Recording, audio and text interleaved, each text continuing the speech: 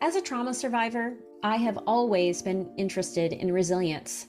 But growing up, I believed it was something that you were born with. Then in graduate school, I learned that it was a quality that we all possess and a set of skills we can all strengthen. Most of my resilience has come from writing and seeing myself in new ways by confronting the stories I've always told myself. The more I did that, the stronger I became, and I've dedicated my life to helping others do this work. This podcast is for anyone who wants to understand their story and how to revise it, because when we do that work, we change the world.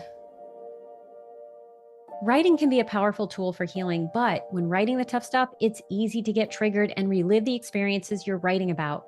If you're wondering what to do when you're triggered and how to care for yourself and your writing life, join me and somatic experiencing practitioner Kirby Moore as we explore how the nervous system works and how to care for it and your creative life. During this episode, Kirby will teach you a powerful tool you can use right now to calm your nervous system and experience a greater sense of calm and ease. While you can listen to this on any platform, if you're a visual learner, this is a great episode to watch on YouTube. Let's dive in. In memoir, every scene should move your story forward, but it can be difficult to figure out which scenes belong, let alone how to frame them when writing about trauma and other tough topics. How do you know which details are essential to your story and which ones will just overwhelm readers? And just as important, how do you write these scenes without triggering yourself? These are common questions that can be so tough to answer. That's why I'm teaming up with Jane Friedman on October 16th to teach Mastering Trauma Scenes to Improve Your Memoir. During this webinar, you'll learn the difference between trauma, crisis, and rising action, how a scene's position in your manuscript will determine which details matter, and how to slant your material so that it propels your story forward. You'll leave with a deeper understanding of your story, confidence in your ability to add tough scenes to your memoir, and tools that will help you care for your readers and yourself. Best of all, this webinar is only $25. That's right, $25. For that price, you'll get access to the webinar, a workbook filled with tips and tricks, a copy of the recording, and a copy of the comprehensive Q&A. So if you want to craft a story that hooks readers and keeps them glued to your memoir, join me on October 16th for Mastering Trauma Scenes to Improve Your Memoir. The link is in the show notes. Well, hello, Kirby. Welcome to the Writing Your Resilience podcast. I am delighted to have you on today. Thank you so much. It's great to be here. I'm really looking forward to our discussion today. Well, I am too. And I'm really excited, not just for myself, because I know that I'm going to learn some new things from you, but so many people have questions about the best ways to work through trauma. And how do you work with your nervous system? And you have many different answers for us. So I'm going to begin by giving you a chance to tell us a little about you and what you do. Sure. So about my work, I offer process-oriented body work. I support my clients' nervous systems after trauma, nurturing resilience. And in the past several years, I've even started mentoring people who are interested in what I offer. So I primarily work with adults and also mothers and babies. So I'm a licensed massage therapist.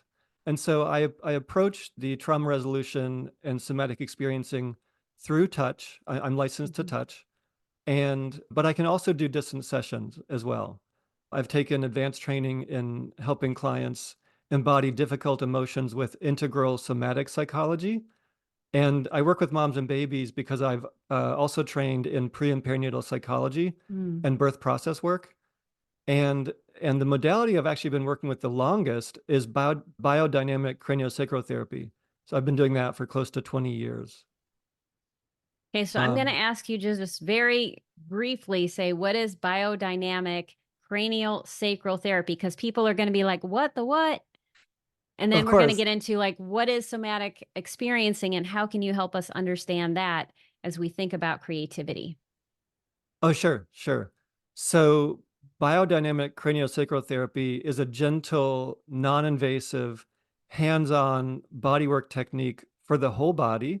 It's performed on a massage table. The client is fully clothed, and the practitioner's touch is very light, gentle, and for the most part, it's still. It's not massage. It's not manipulative. The session focus is to support the inherent health of the whole being especially the nervous system. And I love that biodynamic cranial work. It works with a health which is never lost, also Hmm. known as the breath of life. So really seeing the client, seeing the person on my table as whole, as healthy, as having this innate healing plan within them, and I'm just helping them to reconnect to that, to rediscover that, and to, yeah, strengthen their resilience and strengthen their awareness that they have the healing tools within. I love that framework. It also aligns with how I was trained as a counselor because, there are two different frameworks we can work from. We can work from an illness modality where we're Mhm. looking for illness, which is what happens in clinical psychology, or we can look at how do we help people connect with their wholeness, and this certainly does that. And I have experienced that. And what I can say about that is that it allows you to be in your body, especially if you're a person who has trouble being in your body. Right. Yeah, there's a lot of research that shows early developmental trauma can lead to checking out, whether it's, Yeah. lighter daydreaming or a deeper freeze kind of dissociation state. But it's very common. But thankfully, there's many tools and methods for working through it, and it can be repaired, it can be healed. It's not a life sentence. Personally, I have come so far in the past 20 years in terms of embodying, feeling what it's like to be human, and yeah, really being here. Being here is the most important thing we can do, both as human beings and as artists. And yet, it can be so challenging for so many people. And so, you do cranial sacral work, you also do somatic experiencing. Help us understand what that is because I see it as a buzzword everywhere and people don't know what it is. Right. Somatic experiencing is very popular these days, right? They're creating new trainings all the time, all over the world now, and so there's thousands of people certified. And somatic experiencing, also known as SE for short, Mhm. is a powerful modality. It's a set of tools in which a number of health and wellness practitioners can be trained. So its primary aim is to release, recover, and to resolve trauma, shock, or other stress disorders. Mhm. In SE, practitioners learn about the physiology of trauma and the way it can get stuck in the autonomic nervous system. And so they learn tools to reorganize the nervous system and nurture resilience. Because a number of different practitioners can be trained in SE, the somatic experiencing practitioners offer nervous system repair work within their scope of practice. Mm. So for the most part, I'd say the most SEPs are actually psychotherapists. So Mhm. they may not have hands-on if they don't have that background, if they don't have that training. Whereas myself, I do more hands-on work and less psychotherapy because of my scope of practice. It's a 3-year training where you attend these modules for 36 days total, as well as completing many personal sessions and receiving ample supervision Mhm. over that time. That's really helpful because I know that there are going to be people who want to work with someone who has experience in somatic experiencing. And what I hear you saying is that somatic experiencing is a training, it's kind of an add on to what you're Mhm. already doing if you're in a healing profession. So, if you're a therapist and maybe talk therapy is the way that you tend to work with people, somatic experiencing is going to be a way that you work with people in addition to the talk therapy. So, there's going to be a lot of talking involved. Whereas with you, massage is that's the modality that you first trained in. So, approach somatic experiencing from that lens. And so that's why there's the hands on with you, and there's probably going to be more talking with someone else. Right, right. Because of my background working with the polyvagal system, working with birth process work, the integral somatic psychology, I've done training to heal developmental trauma. Mhm. And so I there can be some talking with me as well, but clients can really tell me, what they want and what's better for them. About 10 years ago, I realized through my touch that I could feel when people were checking out under my Mm. hands. So, yeah, about 10 years ago, I felt through my touch when people were present and when they weren't, right? Mhm. Which is fine. We all check out from time to time. Yeah. Life happens, stress happens. And however, in the past 5 years or so, I've realized I can now feel that without touching somebody. And Mm. so I can do distant sessions. I do distant SE sessions with people. I have a number of clients in Europe and actually in Asia who I've never met in person. And we Mm. do great work together. So, So let's talk about this whole issue of checking out. I know you have okay. some exercises you're going to have us do. I'm very excited about that. We're going to Uh-huh. work through that together. But before we get there, you talked about checking out. And there are a lot of different ways that people can check out. Sometimes you're just daydreaming. And I think writers in particular, and also other kinds of artists, try to check out because they're trying to tap into something outside of themselves. And yet, there are types of checking out, we'll call it dissociation, that are not necessarily helpful to you or they're not necessarily enhancing your creativity.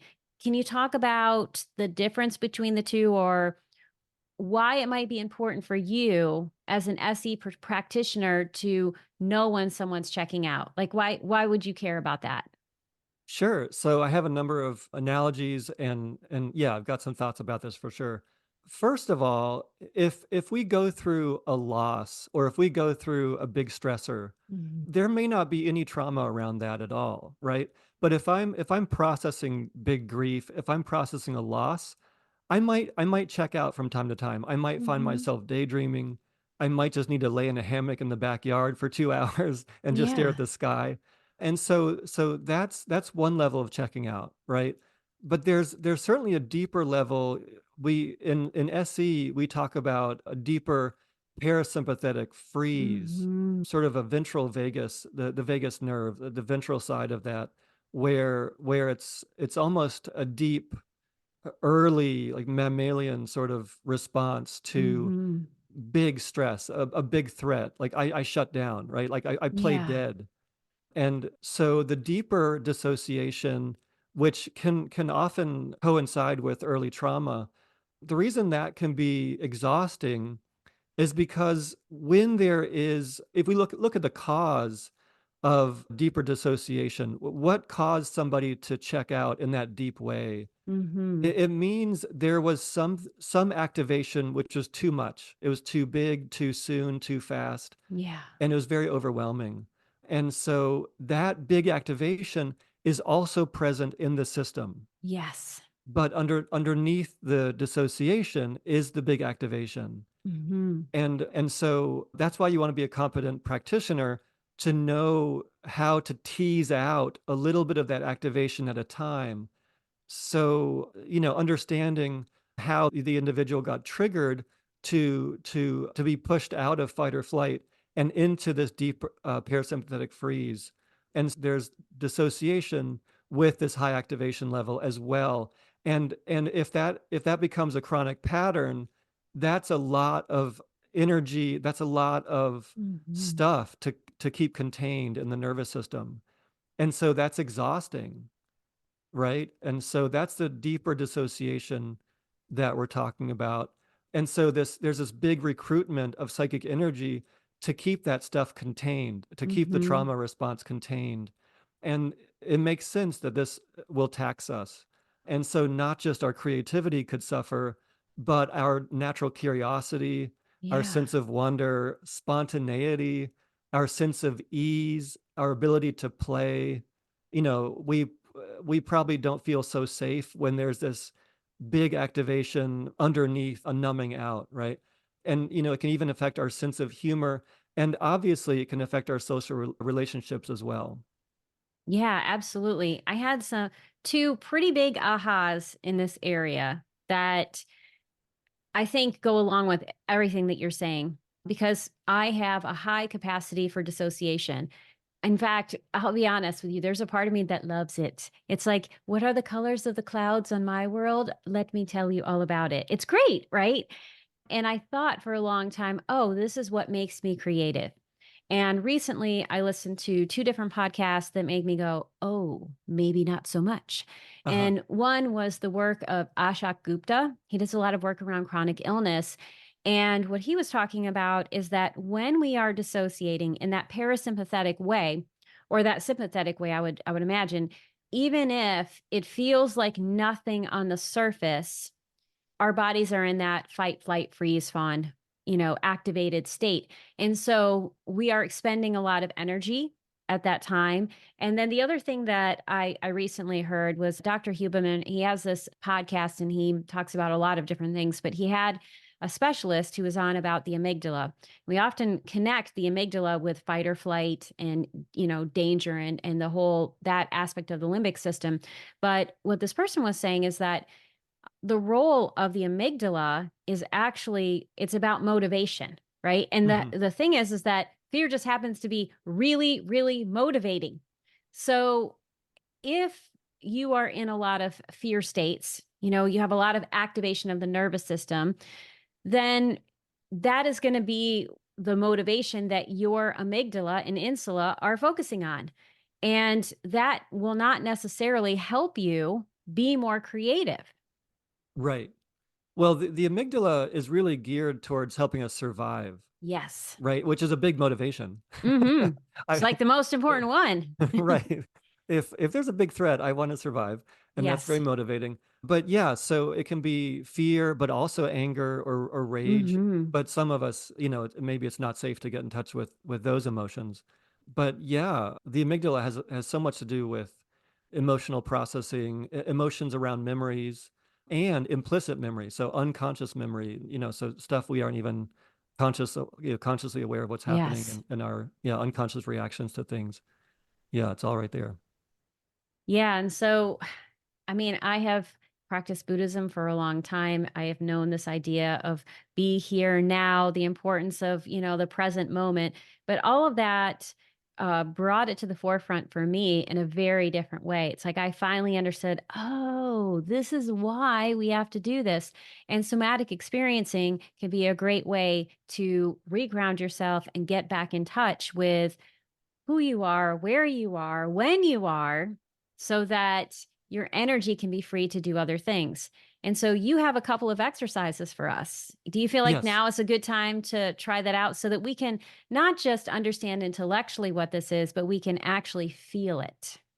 Right, right. A part of the work that I do is literally a somatic transmission, right? And Mm. you can't talk about that or not in a way that's going to be experienced. Yes. And so, yeah, one course that I offer is called Liberating the Space Element. And Hmm. this is a great course. It's a total of about 3.5 hours of material, including close to an hour of somatic tools and different holds with the body to help to balance the fascia, to come back to ourselves if we feel stretched thin. Yeah, really good for the connective tissue, for the Hmm. joints. But making more space inside, right? Can I slow down? Can I breathe? Can I feel my body? So these two exercises are the two autonomic nervous system gateways from a series of holds on the body called the reciprocals. So the reciprocals are about 30 to 40 different holds. And in my course, which I'll talk about later, we go through all of the reciprocals and more. But for this example, even for the people out there listening who can't see me, I'll explain it. So first, let's start with having one hand on the occipital bone, which is the base of the skull in the back.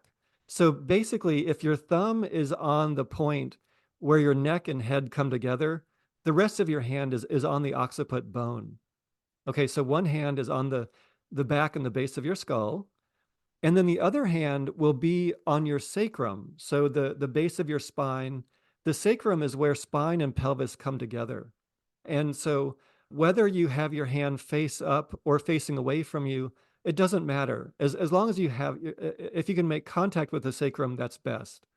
So I'm going to Um, ask you, in case people don't know what the sacrum is this down really low on my belly? So am I on my belly or am I on my back? Like, oh, where okay, is my so you're hand? you're on your back. Yeah, thanks for asking. Yeah, so the sacrum is the triangular shaped bone at the base of the spine. Okay, so I'm And going to go ahead and put my hand behind myself. yeah, and so yeah, so you're near your butt, near your glutes. And so when you touch both occiput to sacrum, I want you to take 3 deep breaths and notice what happens inside as you do so.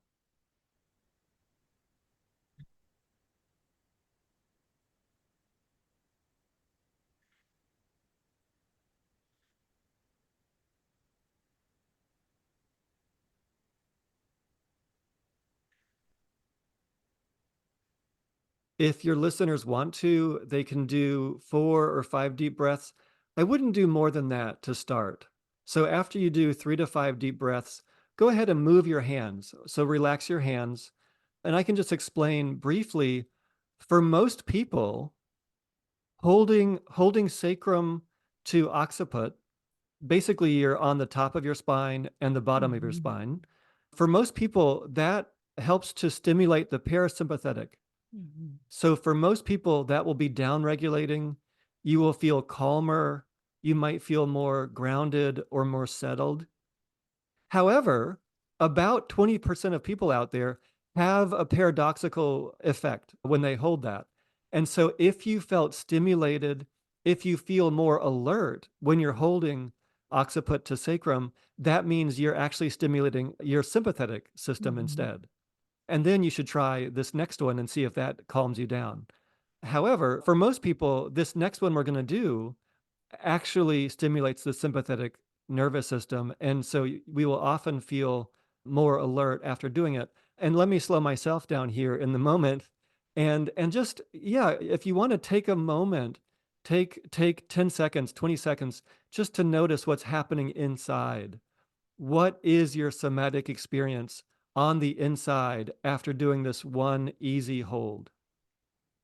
Yes. And as people are doing that and thinking about their own experience, I'm going to share my experience and I invite you to share your experience as well. Because I think not everybody understands what calm is, or they Hmm. don't know how to look for it in their body. And so for me, which is interesting because I'm also, hosting a podcast. So there is a lot of alertness here.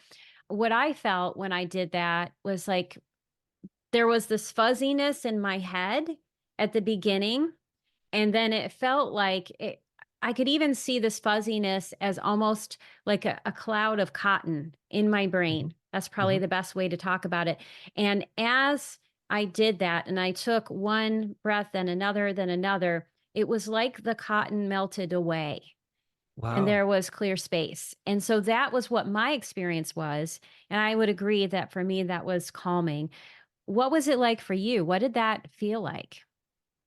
Yeah, so in spite of having been doing this for close to 20 years, it's great to be reminded. And also, here I am kind of doing public speaking. So Right. there's a little bit of nerves here. And so doing that for me was also calming. So I feel more in my belly, more in the base of my body, more deeper in my pelvis. Mhm. And so I've done a lot of work to come down into my heart, into my core, into my gut, and even my lower body. And I also realize that for a lot of people, that's hard to do, but you can get there over time. So, So would you say that is the goal, like to bring the awareness from what's ever going on in your head, regardless of what part of your body you're touching to down deeper and deeper into the body, more towards the core? long-term goal, yes. In this moment, if somebody has a lot of thoughts and it's hard to turn off the busy monkey mind, even having more awareness of what's happening in my head. Do Mhm. I have more sensation around my head or scalp or face? Can I feel my throat more? Just starting there is Right. big, is great.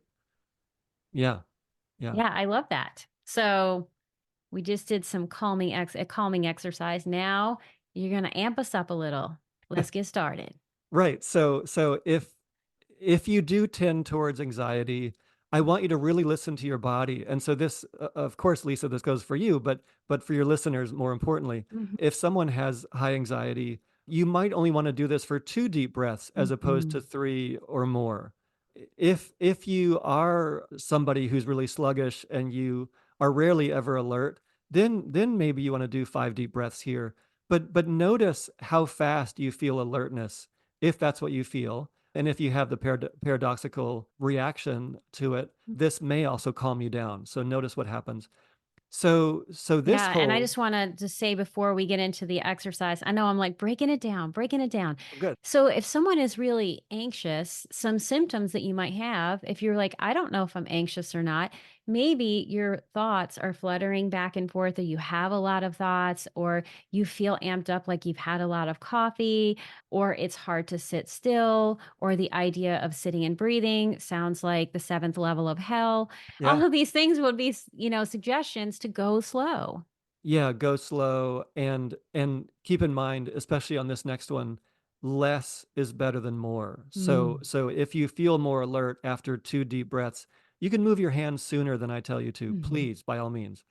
So this hold, if you are just listening and you can't see it, we'll explain it. It might be a little bit easier to see it where I have my hands on my head, but your lower hand here will be on your tailbone. So we were on the sacrum before, which is kind of the upper pelvis bone in the back, but the tailbone, the coccyx, is further down. So the tailbone is, kind of, yeah, closer to your butt.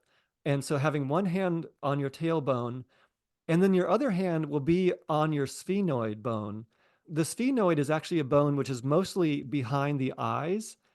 And so what I'm going to do is I'm going to wrap my fingers kind of in front of my eyes.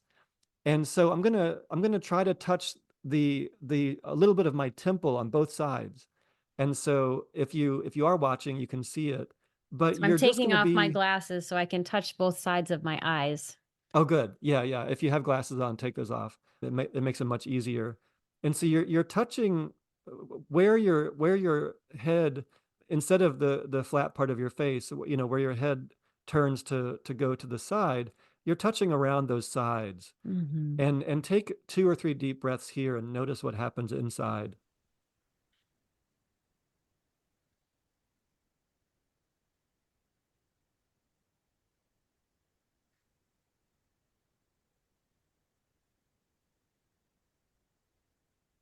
And I'm moving my hands already because I feel some alertness.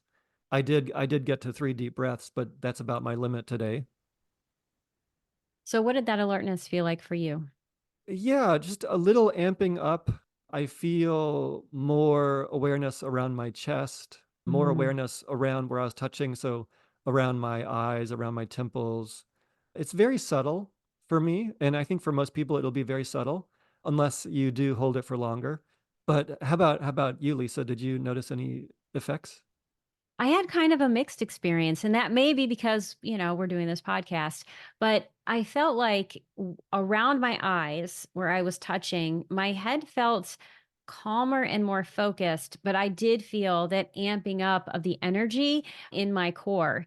And so, if you've done this exercise and you're listening on Spotify or Apple Podcasts and you're like, I can't imagine what they're doing, go to YouTube because there is a video and you can see us. Yeah, absolutely. And if you did get amped up a good amount by doing that last one, you can go back to the first one, holding occiput Mhm. and press pause, hold occiput and sacrum again for 3 to 5 deep breaths. Settle yourself back down, get calmer, and then come back. Feel free to do that if you want. I'm kind of wondering if these might be good exercises for people to do right before they start writing. So, for instance, I often tell people to meditate, do some sort of meditation before you start because it primes the brain and it also calms the nervous system. But what do you think about adding something like this in addition to, or I guess as a replacement to meditation?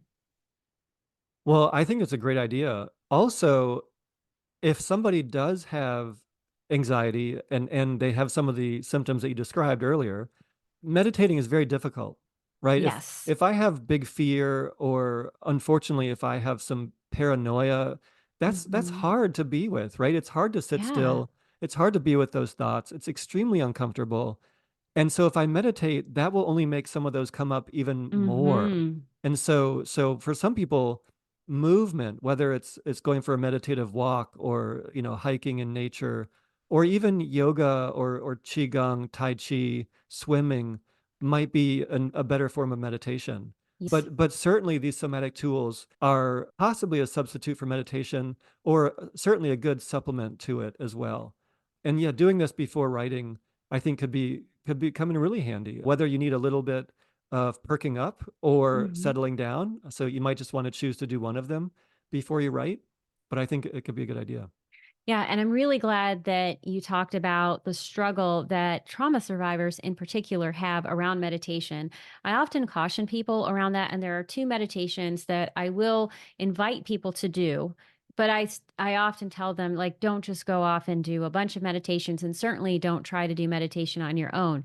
The two meditations that I do invite people to do are the Soles of the Feet meditation that I learned from Kristen Neff. I find that to be really helpful, really grounding for people. And that is similar to a walking meditation. The other meditation that I find to be really helpful is a heart coherence meditation. Oh, great. I have a guided version of that, which you can get on Insight Timer. And I will put the link in the show notes if anyone wants to listen to it. And it's a very short guided meditation that has a lot of somatic experiencing pieces to it. That sounds great. Yeah, that sounds awesome. Also, I offer a number of short courses where there are these somatic tools. And even if you do a couple of these several times, it becomes a meditation. And Yes. yeah, really, really good. Sort of having someone guide you through it is also helpful too. It's kind of a helpful distraction. I can be in my body, but I'm not, a prisoner to my own difficult thoughts as well. So, yeah. I saw this one training with Eckhart Tolle where the whole meditation was making a cup of tea. Oh, yeah, I did a meditation where we had to sit, I think it was for 5 minutes, and enjoy a single raisin for 5 minutes. I have done that as well. Yeah, You yeah. know, and you'd be surprised. You might think that you can't enjoy a raisin for 5 minutes, but you can. Oh, yeah. Yeah. Yeah, you can really stretch out those taste buds. Yeah.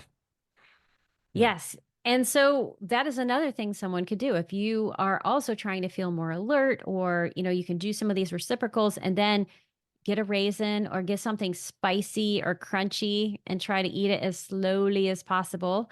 And that can also be a way to wake up or calm down the brain, depending on what you need. So, we've talked about somatic experiencing in general. We've done some of it together. I work with writers who have really tough stories, and some of them have therapists. And this was something I didn't know when I was working as a therapist, but I'm really clear about now is that writing itself, especially if you're writing about tough experiences, is not simply the act of writing. You are reliving the experience because the brain doesn't tell time, right? Right. Remembering activates some of the same parts of the nervous system as actually going through the experience. So if someone is triggered in the middle of a writing session, or they leave a writing session and they just can't shake it off because they were dealing with some tough stuff and it's just still there and going, through them. What advice do you have for people who have that experience? Yeah, great. I mean, it's so great to give people these resources. So first, I would recommend getting support, right? Yes. Who has my back? Who are my friends? Leaning into support if at all Mhm. possible. I understand it's really difficult if we have a history of complex trauma, Yes. right? When there is early trauma, it takes a lot of time to reestablish basic trust and Yeah. safety. And just that takes a lot of time. And so if we have someone in our life who can help to support our nervous system, whether they might be a yoga teacher, a therapist, a body worker, or someone spiritual, a pastor, etc., reach out to them, go to a Yes. yoga class. What helps you come back to yourself, right? Mhm. How do I come back to a healthier baseline? Also, understand that we all regress from time to time. Yes. Again, life happens, stress happens. We all take 2 steps forward and sometimes take 1 step back. And so that's natural. Don't beat Yeah. yourself up about that.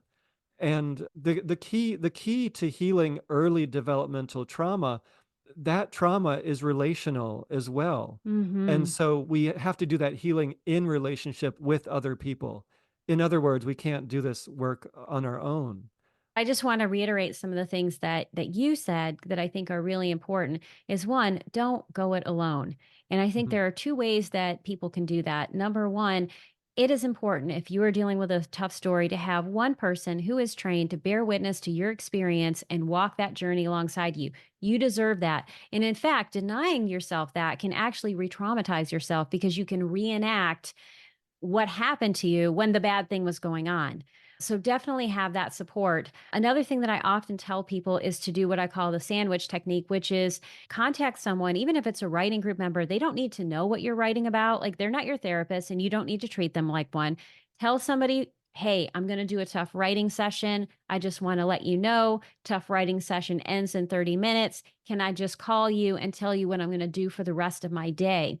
That way, you have someone that is there walking through that with you. And the other thing you said that I think is really important is that, yes, if someone has trauma in their background, they may get activated or struggle with some of these things. But part of the problem is not just what happens in our nervous systems, it's the stories we tell ourselves when these things happen. So it's normal to regress. It's normal to have times when you go backwards and you don't have to tell yourself the story that you have failed, that you are broken, that these things will not heal. Uh-huh. Yeah, that's so great. It's so good.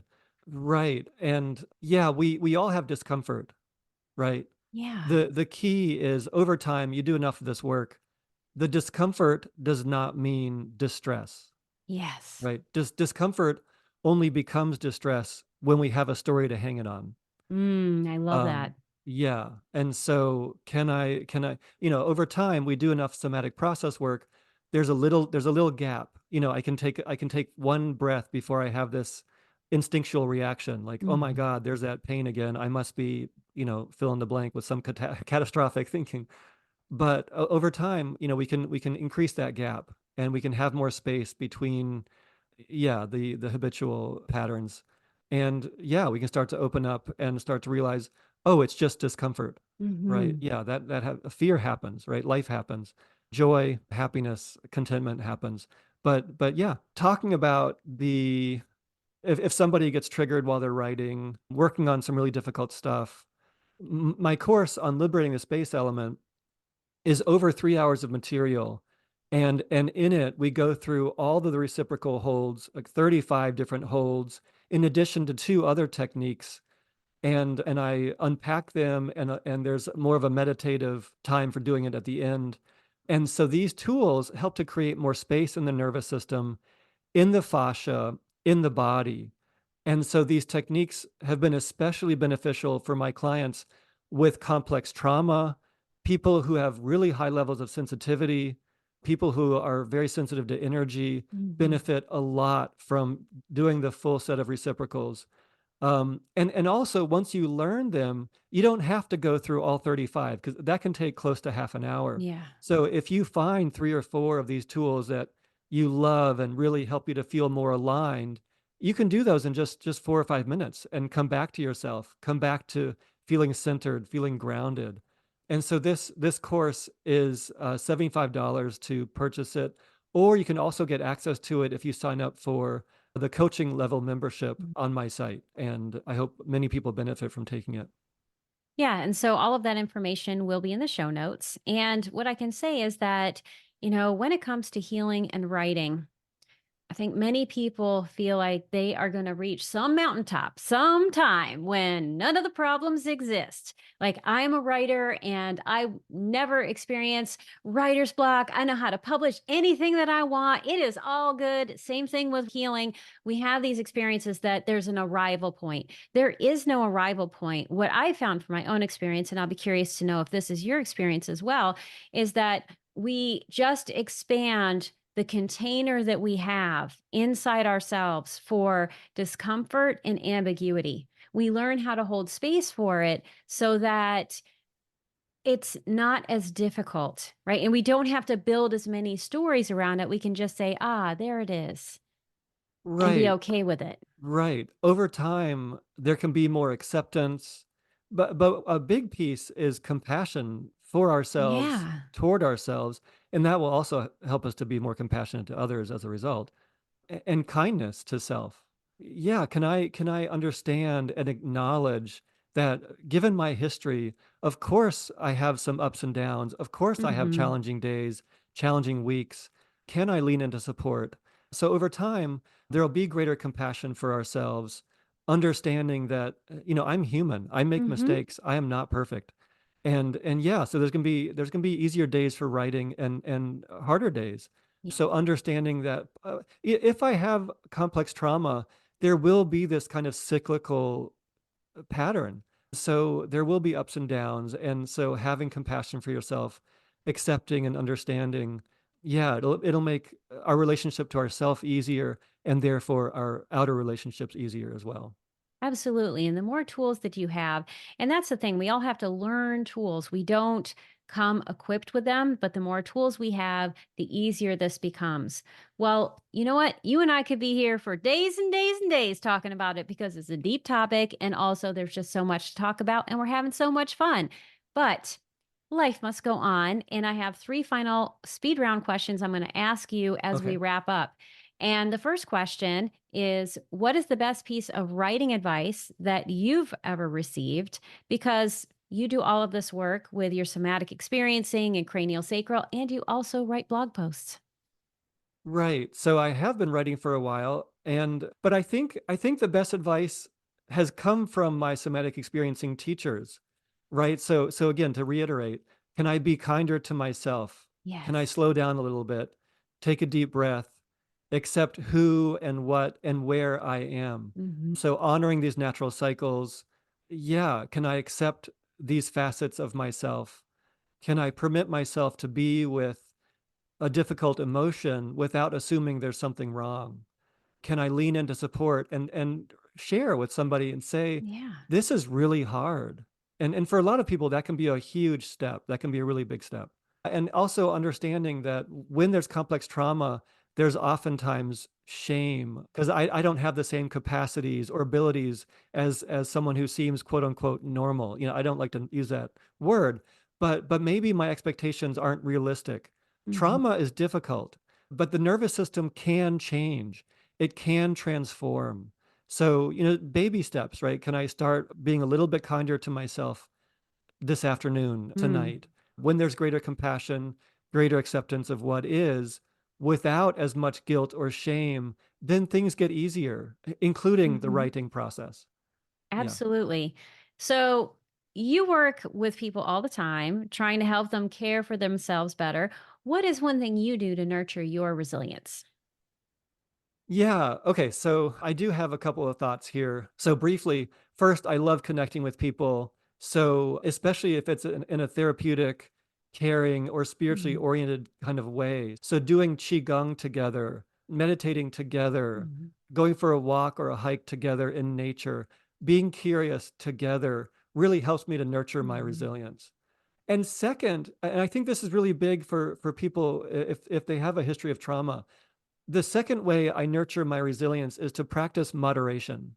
Mm. If we do a lot of healing work all at once, or if I push really hard one week when that is not the norm, then the inner pendulum starts to swing, right? It takes a big Mhm. swing toward if I do a lot of healing work all at once, the inner pendulum takes a big swing toward the healing vortex. Mhm. However, that big swing is typically followed by a counter swing back toward the trauma vortex. And there can be, Mm. 10 minutes or an hour, a couple hours of difficulty. And so we want to go slow. We want to titrate this work, do a little bit at a time, and then give it time to integrate. When we're stretched thin, it's possible for anybody to regress. So practicing everything in moderation helps us to stay in alignment. Absolutely. And, so think about if you practice yoga, there is always a shavasana or a corpse pose at the very end. There's rest. And, if you are working really hard to heal and you're experiencing a lot of exhaustion or a lot of emotional volatility, give yourself a break. You do not have to heal all at once. In fact, no one does. Right, So just go right. slow.